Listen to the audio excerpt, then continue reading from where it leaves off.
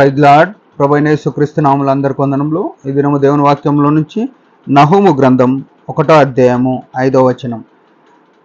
ఆయనకు భయపడి పర్వతములు కంపించును, కొండలు కరిగిపోవును. ఆయన ఎదుట భూమి కంపించును, లోకమును అందలి నివాసులందరూ వణుకుదురు. ప్రేమైన వారులారా, మన దేవుని యొక్క మహాత్యము, మన దేవుని యొక్క భయంకరమైన స్థాయి, మన దేవుని యొక్క మహిమ ప్రభావము ఊహించశక్యం కానిది. చూసినట్టయితే ఇక్కడ వాక్యంలో నహూము 1:5లో ఏం రాసినారు? పర్వతములు భయపడి పర్వతములు కంపించునంట. అసలు పర్వతాలు కంపించడం ఏంది? ఆయన యొక్క స్వరము, ఆయన యొక్క ప్రభావము పర్వతాలను కంపించేదిగా ఉంది. ఇంకా కొండలు కరిగిపోవచ్చున్నాయంట. కొండలు కరిగిపోతాయా? ఎక్కడ కరిగిపోతాయి? ఈనాడు మనం కొండలను తీసేయాలంటే ఎన్నో బాంబులు బ్లాస్టులు చేసి తీయాల.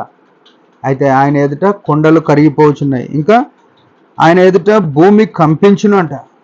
భూమి కంపిస్తుందంట. భూకంపాలు వస్తే భూమి కనిపిస్తుంది, కానీ ఆయన ఎదుట, ఆయన ప్రభావం ఎదుట భూమి కంపిస్తుంది అని రాయబడ్డది. ఇంకా లోకమును అందలి నివాసులందరూ వణుకుదురు. లోకస్తులు, లోకము అందలి నివాసులందరూ వణుకుదురు అని రాయబడ్డది. ఇంకా చూస్తే దేవుని యొక్క మహా ప్రభావము ఎట్లుంది? అన్నీ వణుకుతున్నాయి, అన్నీ కరిగిపోతున్నాయి. పర్వతాలు కంపింపబడుతున్నాయి, కొండలు కరిగిపోతున్నాయి, భూమి వణుకుతుంది. భూమి అందులో నివాసులందరూ ఆయన సన్నిధి వణుకుతున్నారు. చాలా ఆశ్చర్యకరమైన సంగతి ఇది. కానీ అతి బాధాకరమైన విషయము, అతి విచారకరమైన విషయం ఏంటంటే, దేవుని సంఘములో ఉన్న దేవుని ప్రజలు దేవునికి భయపడతలే. చాలా విచారణ చేయాల్సిన పనిది విషయం. ప్రభునందు ప్రియమైన వాళ్ళ, దేవుని వాక్యం తెలిసిన వాళ్ళు, ఎన్నో రోజులుగా దేవునికి పరిచర్య చేస్తున్నవారు, వాక్యము బోధించేవారు, సేవ చేసేవారు, సంఘ పెద్దలుగా ఉన్నవారు, బల్ల ఇరిసేవారు, పాటలు పాడేవారు, సువార్త ప్రకటించేవారు, దేవుని సంఘంలో అన్ని పనులు ఎంతో చురుకుగా చేసే జనమంతా కూడా ఎట్లున్నారంటే ఆయనకు అస్సలు భయపడతలే. ఇది చాలా విచారకరమైన విషయం. ప్రభునందు ప్రియమైన వాళ్ళారా, నిజంగా భయపడుతున్నామా అని అనుకుంటే నిజంగా భయపడతలేం. మాకంతా తెలుసు అనుకుంటున్నాం. ఒకరి మీద ఒకరికి దేవుడు ఏం చెప్పినాడో ఆ ఒక్క మాట సంఘంలో ఉన్న వాళ్ళు చేస్తలే, బయట ఉన్న వాళ్ళు భయపడుతారు, వాస్తవమే. ప్రకృతి అంతా భయపడుతుంది, వాస్తవమే.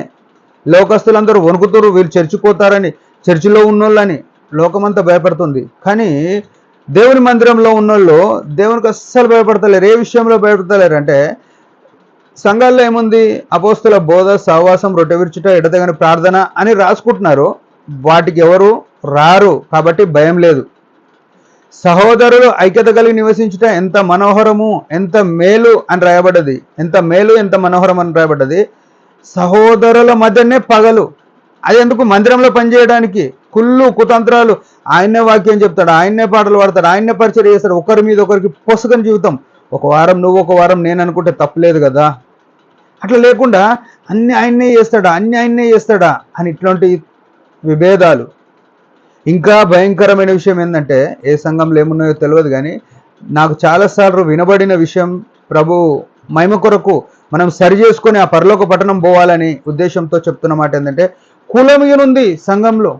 మా కులస్తులనే మేము పెళ్లి చేసుకుంటాం, మా కులస్తులతోనే మాకు సంబంధాలు, మా కులస్తులతోనే మేము ఫంక్షన్లు చేసుకుంటాం, ఏదన్నా శుభకార్యాలు అయితే మా కులస్తులనే పిలుచుకుంటాం. ఇట్లాంటి భ్రష్టమైన స్థితిలో సంఘంలో ఉన్నోళ్ళు ఉంటే దేవుడు దుఃఖిస్తాడు. పర్వతాలు, కొండలు, భూమి, భూనివాసులు అందరూ వణుకుతున్నారు. సంఘంలో ఉన్న నీవు నేను ఆయన కొనుక్కుతున్నామా? బైబిల్లో స్పష్టంగా రాసిన మాట, ఎవడు నా మాట విని వణుకుచుండు నేను వానే దృష్టిస్తున్నా అని చెప్తున్నాడు. ప్రియమైన వాళ్ళారా, నీవు నేను ఆయన మాట విని వణికితే ఆయన దృష్టిలో ఉంటాం, లేకుంటే మనం బయట ఉంటాం.